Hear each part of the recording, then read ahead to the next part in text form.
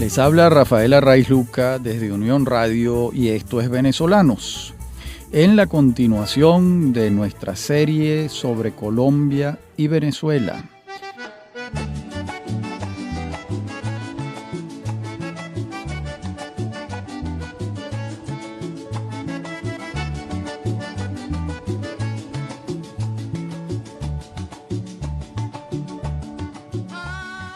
Las relaciones entre ambos países, las similitudes, las diferencias históricas. Un ensayo, pues, de análisis comparado, con base en algunos hechos, en anécdotas, en datos y en fuentes históricas también. Por ejemplo, si por una parte los venezolanos pasamos décadas del siglo XIX pagando los servicios a los generales victoriosos de la Guerra de la Independencia y con ello acentuando la preeminencia del caudillo militar por encima de los civiles, de los doctores, en Colombia la verdad es que no ocurrió exactamente lo mismo. Quizás por eso en el imaginario colectivo venezolano pesa tanto la figura del hombre de armas y en Colombia pesa menos, bastante menos. De hecho, no son los atributos militares los que se ponderan más en la hoja de vida de Francisco de Paula Santander. Son los civiles, los jurídicos, los administrativos. Y esta diferencia, como ustedes pueden imaginar, no es menor, aunque también a cualquiera puede pasársele por alto lo que encierra una diferencia de esta magnitud. Los críticos de la exasperante trama jurídica y burocrática colombiana, que lo es, llaman a esta trama jurídica y burocrática el santanderismo del país, el santanderismo de Colombia, donde todo debe ser diligenciado, judicializado, documentado, y allá añoran una pizca de ejecutivismo militar. Por lo contrario, en Venezuela, pues el ejecutivismo militar, aquel que irrespeta el marco legal y que conduce a que el poderoso haga lo que le da la gana, pues los venezolanos tienen una experiencia muy larga en esta materia, en el siglo XIX muy particularmente, y en la primera mitad del siglo XX, por supuesto, también. Por otra parte, en Colombia abundan los funcionarios públicos presos por corrupción administrativa, lo que indica que hay un poder judicial que actúa, mientras en Venezuela la falencia o las falencias del poder judicial son de larga data y se podría decir además que en los últimos años se han hecho crónicas estas falencias, al punto de que prácticamente algunos consideran que el Poder Judicial pues no está en sus mejores momentos, como es de suponer de acuerdo con los hechos. Por eso afirmar que el civilismo está más pronunciado en Colombia que en Venezuela también tiene su contraparte y pudiese decirse que el militarismo está más presente en Venezuela que en Colombia. Claro, estamos haciendo una reducción, una simplificación, casi que un maniqueísmo, pero en estas simplificaciones se encierran verdades. Y claro, en el fondo nos estamos refiriendo a ambos en cuanto a su presencia en los ámbitos del poder formal del Estado, no en relación con la sociedad, ya que en este sentido se puede afirmar lo contrario. No olvidemos que Colombia ha pasado décadas en guerra. Fíjense, si sumamos la década de la violencia política de los años 50 en Colombia, más el desafío guerrillero que comenzó en 1964, pues la suma se acerca a 70 años de enfrentamientos bélicos de menor y mayor envergadura en Colombia. En cambio, en Venezuela no tiene lugar una batalla desde 1903, cuando ocurrió la batalla de Ciudad Bolívar, y concluyó entonces con este enfrentamiento el caudillismo regional. Una batalla comandada por el entonces vicepresidente de la República, Juan Vicente Gómez, mientras gobernaba su compadre Cipriano Castro. Estos ejemplos lo que vienen es a matizar las afirmaciones, porque pudiera pensarse que siendo un país civilista, Colombia, pues sus relaciones sociales están signadas por la civilidad, y lo cierto es que es un país que pasó alrededor de 70 años en guerra. Y también pudiera pensarse que Venezuela, si está asignada por el militarismo, pues pasaría la vida en un solo combate, y no es así. De modo que estas categorías nos ayudan a ver un mapa, pero tienen muchas excepciones y no pueden reducirse al maniqueísmo, a lo esencial. De modo que yo las señalo, pero también las matizo. Y lo que les acabo de decir las matiza suficientemente. Por otra parte, si en Colombia el civilismo ha conducido al país a las urnas electorales sistemáticamente desde la fundación de la República, como bien lo explica el historiador Eduardo Posada Carbó en su lúcido libro Nación Soñada. En Venezuela, por su parte, el caudillismo militar en el siglo XIX condujo a 39 alzamientos y revoluciones entre 1830 y 1899, incluida en esta cuenta pues los 5 años de la Guerra Federal, o la Guerra Larga, como también se le llamó. Esto no quiere decir que en Colombia no hubo guerras en el siglo XIX, por supuesto que las hubo, entre otras la Guerra de los 1000 días, famosísima, pero la urna electoral siempre estuvo allí, en medio de los combates, respondiendo a los resortes civilistas que también tenía y tiene la sociedad colombiana. Esos mismos resortes civilistas en Venezuela no siempre han funcionado aceitadamente, se han oxidado muchas veces, y el mecanismo de los resortes también se ha trabado en muchas oportunidades, y en otras esos resortes en Venezuela han funcionado ejemplarmente. Y todo esto nos lleva a preguntarnos, ¿por qué en el siglo XX Colombia y Venezuela han tenido circunstancias políticas internas tan diferentes? Y la respuesta supone muchos factores, pero hay uno que sobresale en el tablero por encima de todos: el petróleo. El petróleo, porque el petróleo le dio a Venezuela una fuente de ingresos que Colombia no tuvo, y eso creó todo una situación económica y una situación social muy distinta a la colombiana. Y la diferencia está en la producción petrolera. Por otra parte, en Venezuela, cuando llegan los andinos al poder en 1899, con Cipriano Castro y Juan Vicente Gómez a la cabeza, se articula una voluntad política conducente a acabar con los caudillos regionales, cosa que logra aquel ejército que comienza a tener visos, señas, sesgos profesionales, el ejército de 1903 que aludíamos antes. Luego, en 1910, se crea la Academia Militar, lo que ahonda este proceso de profesionalización y de consolidación de una institución central para Venezuela como ha sido el ejército en términos históricos.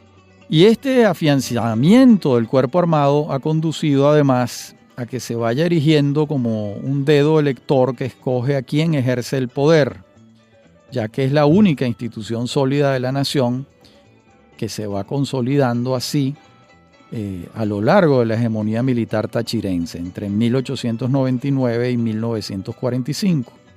Y a este hecho se va a sumar el descubrimiento de grandes yacimientos de hidrocarburos en 1914 y 1922, y esto va a favorecer la consolidación de la dictadura del general Gómez. En 1928, por escoger una fecha clave, la producción petrolera venezolana desplaza como primer rubro de exportación al café, y los ingresos del Estado por la vía de las regalías que pagaban las concesionarias petroleras aumenta.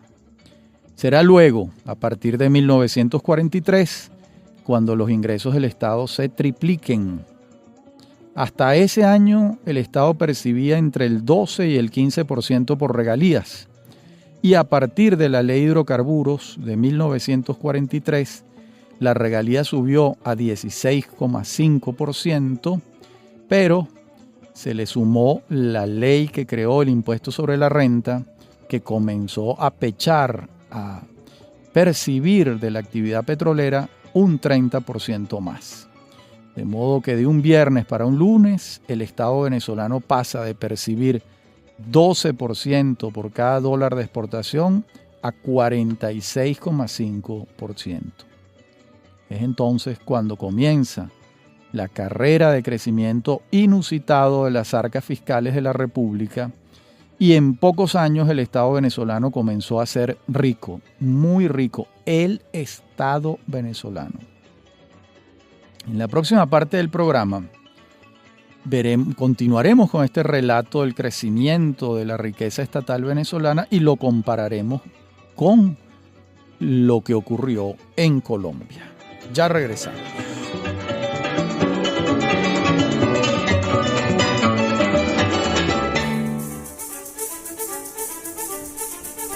En breve continúa Venezolanos.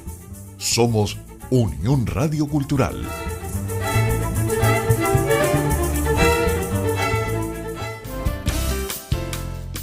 Estás escuchando Unión Radio Cultural. Este y otros programas de Venezolanos los puedes oír en formato podcast a través de Anchor.fm.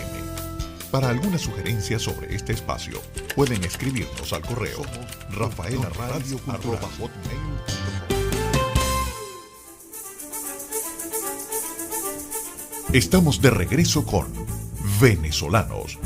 Somos Unión Radio Cultural.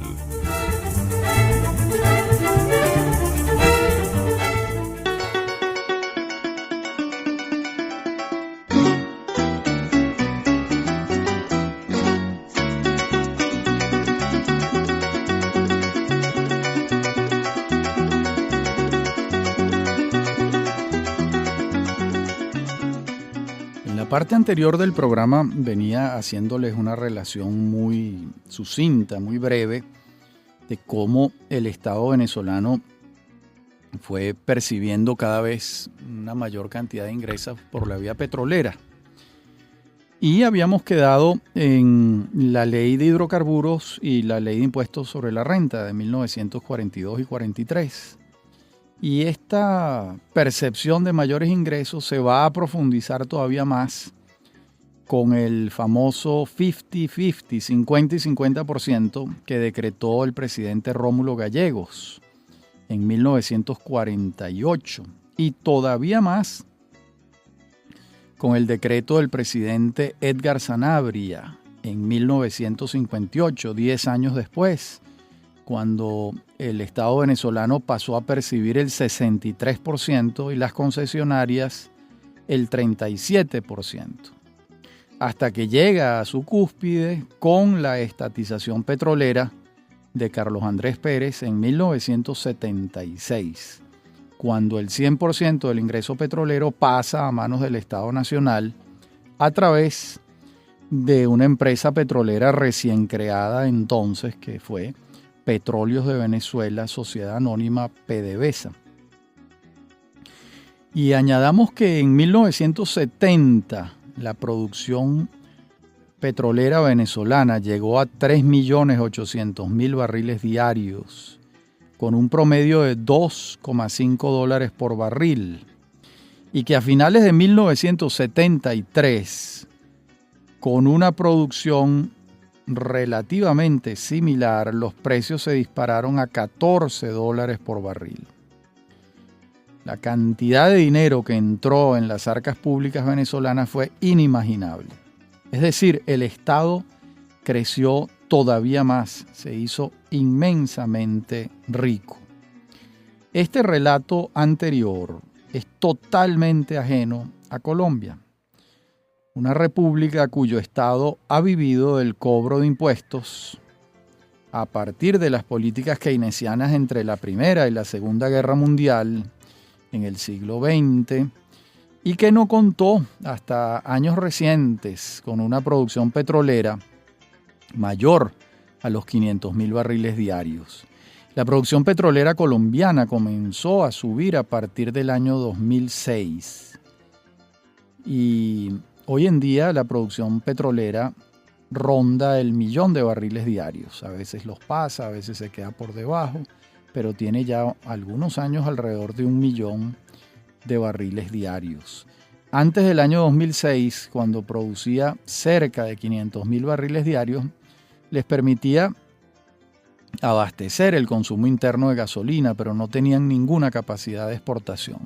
Hoy en día es distinto y la capacidad de exportación de Colombia incluso se ha incrementado.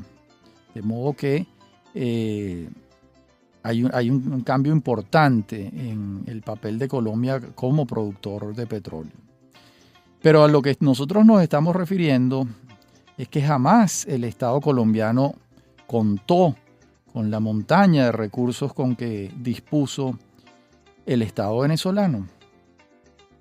Esto puede ser motivo de envidia por parte de los colombianos hacia los venezolanos, pero es un hecho que la economía de Colombia, se puede decir que desde este punto de vista es más sana, más equilibrada que la economía venezolana, porque el Estado no es ni ha sido un actor económico desproporcionado, como viene siéndolo en Venezuela el Estado desde la aparición del petróleo como industria de gran envergadura, que podemos fijarlo en 1914, o sea que el Estado venezolano en unos 105 años ha dispuesto de ingentes cantidades de recursos y el Estado colombiano no.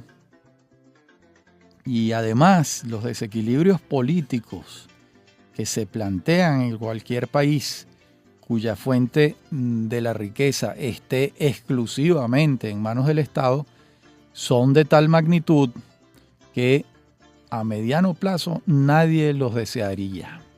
Eso realmente es así. Cuando el producto de exportación de un país, que representa el 98% de sus exportaciones, está en manos del Estado exclusivamente, se crean unos desequilibrios económicos y políticos de gran magnitud que es muy difícil sortear. Esos desequilibrios los colombianos no los han padecido como los venezolanos sí los hemos padecido a lo largo de nuestra historia en el siglo XX y muy particularmente en el siglo XXI. Y por todo esto que vengo hablando, es que muchos colombianos albergan la imagen de los venezolanos como la de unos hermanos que se sacaron el premio gordo de la lotería y que además botaron la plata. Y en cierto sentido esta simplificación, pues de alguna manera tiene algunos visos de realidad. También habría que preguntarse qué habrían hecho los colombianos en la misma circunstancia. En todo caso, que en Colombia la riqueza la produce la nación con su trabajo es un hecho indudable. Y que en Venezuela el Estado, extrayendo petróleo y vendiéndolo, ha sido el principal generador de la riqueza, es también una verdad indudable. Y todo este estado de cosas ha llevado a que en el siglo XX las diferencias entre Colombia y Venezuela fueron muy grandes. Y son, si se quiere, pues las diferencias entre un hermano pobre y otro que se sacó la lotería. No obstante, los últimos 40 años de la economía colombiana, razonablemente bien llevada, han conducido a una situación que ahora los venezolanos envidiamos. Colombia es un país sin inflación, con crecimiento anual sostenido y con seguridad jurídica. Claro, queda pendiente el tema de la violencia, que lamentablemente en estos días se recrudeció con este carro bomba en Bogotá, un hecho que no se veía desde hace muchos años en Colombia, un hecho lamentable verdaderamente. Y en este orden de ideas es el momento de recordar que un Estado sin recursos como fue el colombiano, pues no pudo impedir que la guerrilla llegara a ocupar hasta el 40% del territorio nacional y que los carteles del narcotráfico pusieran al Estado contra la pared en los años 80. Y para lo primero fue necesario el apoyo de los Estados Unidos y el Plan Colombia. Y para lo segundo también se requirió la asistencia de la inteligencia norteamericana para modificar aquel cuadro, aquella situación que tenía Colombia entre el Estado colombiano, me refiero, entre la guerrilla y el narcotráfico. En Venezuela la guerrilla sobrevivió apenas 7 años y fue derrotada. Y realmente nunca fue una amenaza significativa. El Estado venezolano contó con los recursos para tener unas fuerzas armadas equipadas para la tarea. Y ese hecho señala lo evidente. El Estado venezolano, vía explotación petrolera, ha sido notablemente más poderoso que el colombiano, sobre todo a partir de 1914, mientras la empresa privada ha podido crecer con mayor holgura y pertinencia en Colombia que en Venezuela, donde la empresa privada ha competido con un Estado empresario, un Estado interventor, que no le ha fomentado, que no ha establecido el mejor ambiente para que la empresa privada venezolana se desarrolle. Y de lo que vengo hablando, en otras palabras, es de lo que Octavio Paz hablaba cuando se refería a el ogro filantrópico. Se refería al Estado como el ogro filantrópico. Es decir, un monstruo de 1000 cabezas que en todas partes del mundo dice trabajar por los humildes de la tierra y termina en medio del populismo comprometiendo el desarrollo. Algo así como un padre sobreprotector que impide el crecimiento sano del niño, lo protege y lo asfixia. Este ogro filantrópico del que hablaba Octavio Paz, el gran ensayista mexicano, no ha podido existir en Colombia porque no ha tenido los recursos ese Estado para convertirse en un ogro filantrópico. Paz hablaba de ese ogro filantrópico porque en México también en algunos momentos de su historia se vivió de cerca esta circunstancia cuando México fue un productor de petróleo muy muy grande y el Estado era inmensamente rico. Hoy en día ya no es así, pero Paz conoció a ese ogro y además lo pudo estudiar en distintos países del mundo. Bueno, y ese Estado interventor, empresario, va a depender de el ingreso petrolero. Y claro, esto tiene un talón de Aquiles importante, pues se depende enteramente del precio internacional del petróleo. Y esos precios, el precio internacional del petróleo, es un factor incontrolable para Venezuela. Venezuela no puede incidir en eso. Y esa es una lacerante verdad, pues la estabilidad económica y política venezolana no depende de factores que Venezuela pueda controlar. Esto es un problema grande y es un problema que no existe o es infinitamente menor en Colombia que no depende de la producción petrolera como si dependemos nosotros. En la próxima parte del programa continuaremos con estas similitudes y diferencias entre Colombia y Venezuela. Ya regresamos.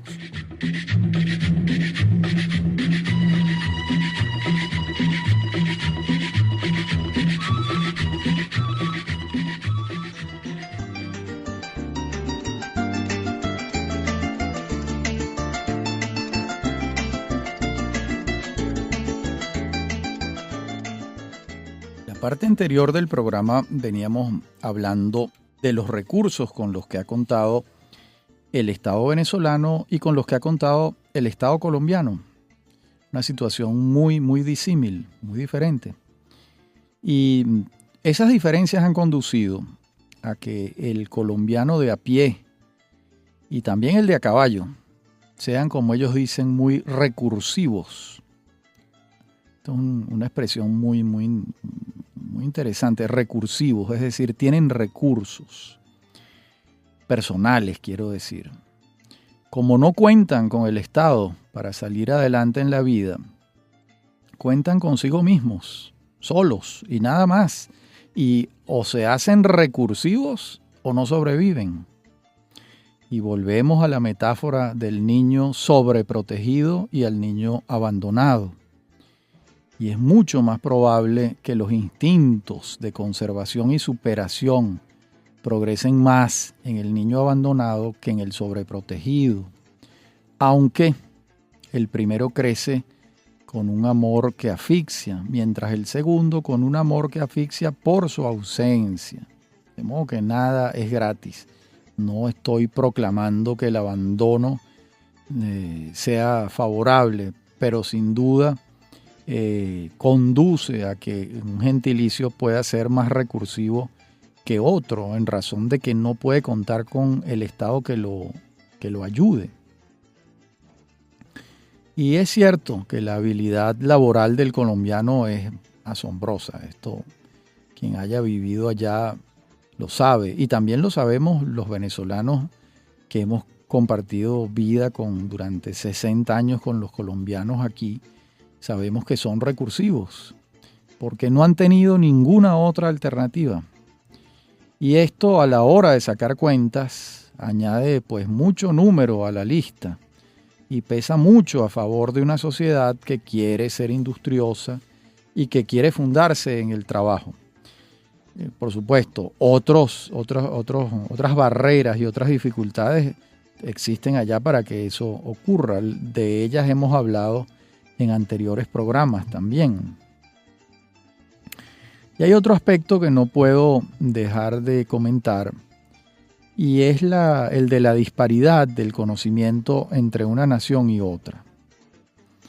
Me refiero a que a partir de la violencia que estalla en Bogotá el 9 de abril de 1948, cuando tiene lugar el asesinato de Jorge Eliezer Gaitán y comienza el Bogotazo, que es un hecho histórico lamentable, y que esa violencia se va a prolongar por una década, hasta 1957. Pues a partir de entonces, las emigraciones de colombianos a Venezuela comenzaron a hacerse frecuentes, muy frecuentes. Todavía más, pero ya en cifras millonarias, fueron las oleadas migratorias de colombianos como consecuencia del conflicto armado en nuestro vecino país, el conflicto armado entre la guerrilla y el ejército colombiano, entre la guerrilla y el ejército colombiano, y a eso hay que añadirle también el factor que permaneció unos 10 años del narcotráfico, sobre todo con los desmanes que cometía el cartel de Medellín en manos de Pablo Escobar Gaviria. También el cartel de Cali, pero digamos que menos estropicios causó en la sociedad. Me estoy refiriendo a asesinatos, a carros bombas, etcétera. El cartel de Cali que el cartel de Medellín, por supuesto. Esto no excusa a ninguno y al otro. Es un factor añadido al que vengo señalando. Un factor que va a sumar también la cantidad de colombianos que emigraron a Venezuela a partir de 1964 y hasta nuestros días, cuando empezó el proceso contrario, que es el éxodo de venezolanos hacia Colombia. ¿De dónde venían en su mayoría esos colombianos que pasaban la frontera para venir a vivir con nosotros en Venezuela? La mayoría eran provenientes de la costa, los costeños, y del norte de Santander, que es el departamento colindante con el estado Táchira. Es el departamento donde está Cúcuta y donde muy cerca también está Pamplona, otra ciudad importante, y más hacia adentro está Bucaramanga.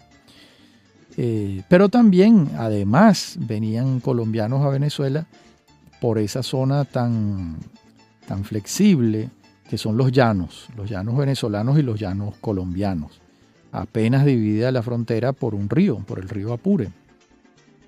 El llanero venezolano y el llanero colombiano, desde el punto de vista cultural, antropológico, eso es exactamente lo mismo.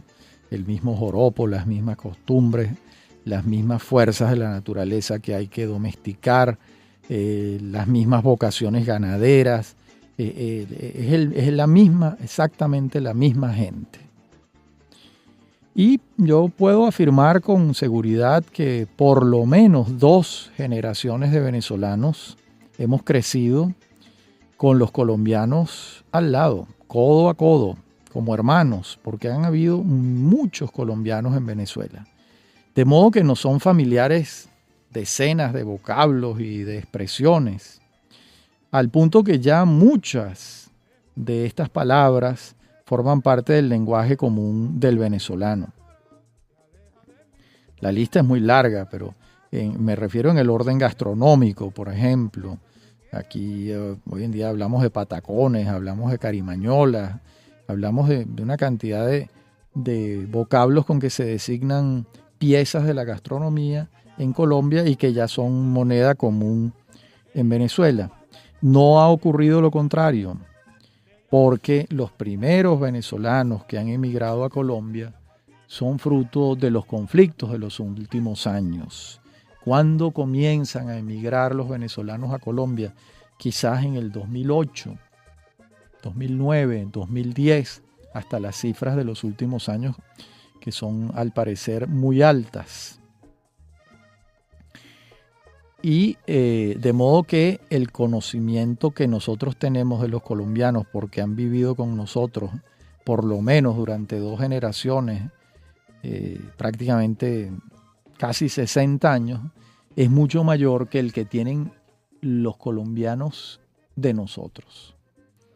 Claro, también está la circunstancia de que hay muchos venezolanos y colombianos binacionales, gente que ha ido y venido, que tienen las 2 nacionalidades porque la Constitución de Colombia y la de Venezuela lo permiten, felizmente, que tienen las 2 nacionalidades, que son hijos o nietos de padres colombianos o padres venezolanos, o sea que se ha ido creando un estamento importante también que pudiéramos llamar de binacionales, de colombianos que son venezolanos y de venezolanos que también son colombianos.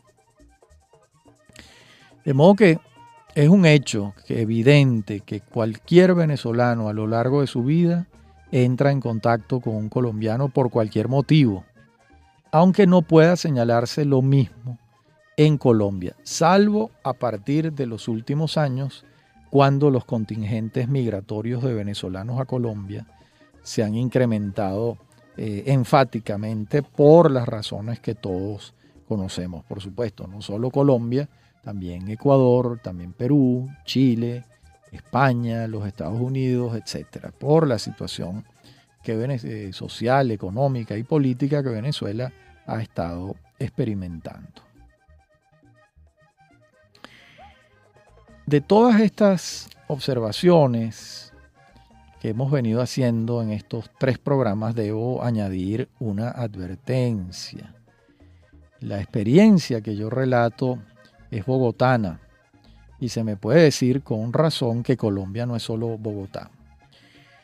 Eso es cierto, pero también es cierto que la mayoría de los colombianos son habitantes de la región cordillerana del país y que los costeños alcanzan a representar un 20% de la nación y los llaneros colombianos un porcentaje ínfimo. De modo que hacer referencia, o sea, pensar que si estamos hablando de los montañeses bogotanos, estamos hablando de una minoría, no, es lo contrario. Los costeños son los que son una minoría en Colombia, representan el 20% de la nación. Los llaneros es un porcentaje todavía menor, es casi ínfimo el porcentaje. De modo que cuando hablamos de un bogotano, de un montañés, estamos hablando de la mayoría del gentilicio colombiano. En el sentido de que son andinos todos, son cordilleranos, vamos a llamarlo así. Ya se trate de la cordillera de la región cundiboyacense o del eje cafetero en Antioquia, pero son todos habitantes de la cordillera de los Andes. Quienes se salen de ese esquema son los costeños, que son caribeños, aunque ellos, como siempre, se refieren a la costa atlántica, o llaneros, que son los mismos llaneros venezolanos desde el punto de vista cultural. De modo que, hecha esta salvedad, debemos señalar que nos hemos venido refiriendo fundamentalmente a las experiencias bogotanas que he tenido, pero también Bogotá recoge en un alto porcentaje el gentilicio, la idiosincrasia colombiana. No se puede decir lo contrario, no se puede decir, no, es que es bogotano, eso no representa a Colombia. No, no es así. Realmente el bogotano y el cordillerano forma parte de la mayoría colombiana en términos culturales y antropológicos. De modo que recoge en un alto porcentaje lo que pudiéramos llamar el espíritu nacional colombiano, hecha la salvedad que hemos hecho en programas anteriores, según la cual Colombia está integrada por lo menos 5, 6 o 7 países distintos, porque son enclaves con singularidades en su gentilicio muy, muy marcadas. En la próxima parte del programa concluiremos con estas reflexiones, este intento de análisis comparado Colombia-Venezuela. Ya regresamos.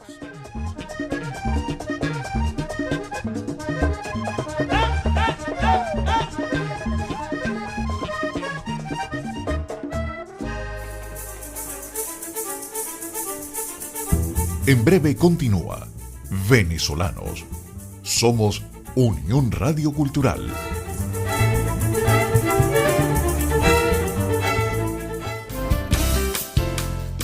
Estás escuchando Unión Radio Cultural. Este y otros programas de Venezolanos los puedes oír en formato podcast a través de Anchor.fm. Para alguna sugerencia sobre este espacio, pueden escribirnos al correo rafaelarraiz@hotmail.com. Somos Unión Radio Cultural.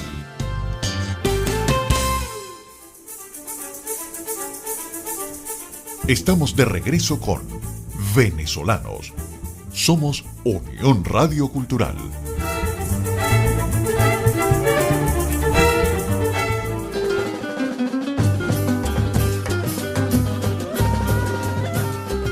En la parte anterior del programa estábamos señalando sobre qué región pudiera ser mayoritaria como para definir el gentilicio colombiano.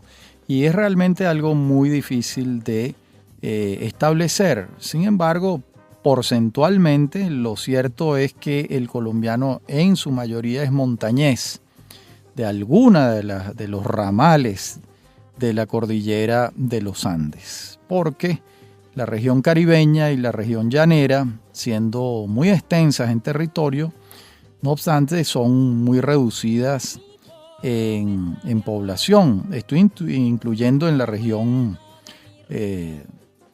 costeña a La Guajira, que también es una zona muy despoblada de Colombia, salvo pues Riohacha, que es una ciudad de pequeñas dimensiones, pero yo que he atravesado toda La Guajira, desde Paraguachón hasta Santa Marta, Barranquilla y Cartagena en carro, puedo asegurarles que se trata de un desierto. Eso es un territorio prácticamente desolado, desértico, además de una gran aridez, salvo esta población de Riohacha y en el Cabo de la Vela, quizás algo, pero es muy poco el número de pobladores que hay allí.